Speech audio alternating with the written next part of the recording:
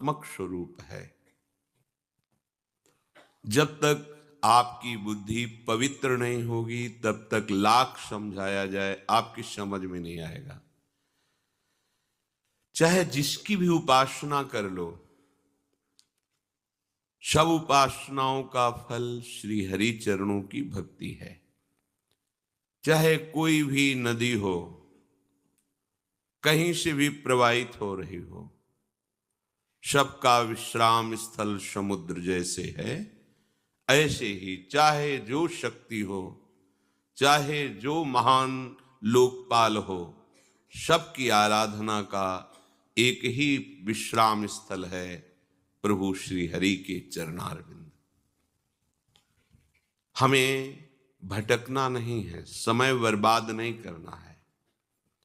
जिन सर्वलोक महेश्वर, योग योगेश्वर, महान प्रेम निधि प्रभु श्री हरि के चरणों का आश्रय लेने से समस्त दुखों से छुटकारा मिलता है, उनकी सिवा अन्यत्र भटकने की जरूरत नहीं रह गई है। वही सब रूपों में हैं, पर ये भावना आपकी नहीं है। इसलिए जब तक ये भावना सिद्ध ना हो तब तक केवल अनन्य होकर हरि चरणों का आश्रय ले। कोई भी आपकी कामना पूर्ण कर सकता है, वो भी अपनी सामर्थ्य के अनुसार। वो सामर्थ्य प्रभु श्री हरि ने ही दी है।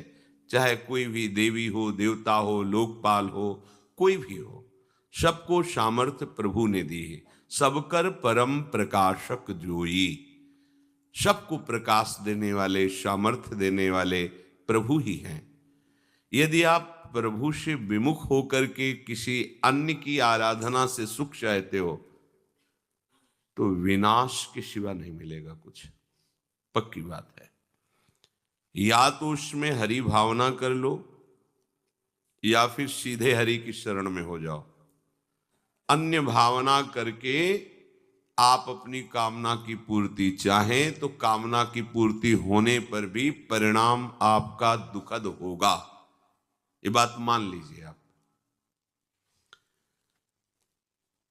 प्रसेनजीत सत्राजित नाम के दो भाई द्वारिका में ही निवास करते थे।